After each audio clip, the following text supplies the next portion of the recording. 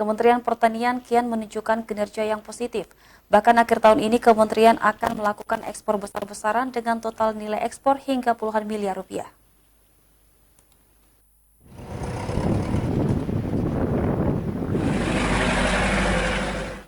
Kementerian Pertanian kembali akan melakukan kebut ekspor untuk komoditas unggulan di tanah air.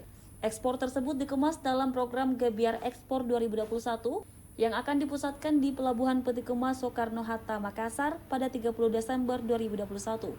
Rencananya ekspor di 34 provinsi ini akan didampingi langsung oleh Menteri Pertanian Syahrul Yassin Limpo.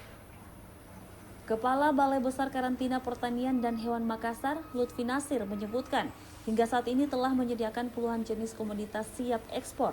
Tak tanggung-tanggung nilainya hingga miliaran rupiah. Lutfi menyebutkan ada 10 komoditas unggulan Sulawesi Selatan yang siap ekspor, salah satunya adalah mete, kopi dan coklat dengan negara tujuan yakni Amerika, China, dan Vietnam.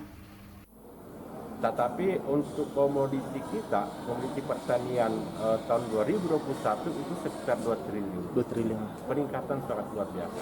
Dan ini kami harapkan ada intervensi dari pemerintah untuk terus mendorong komoditi.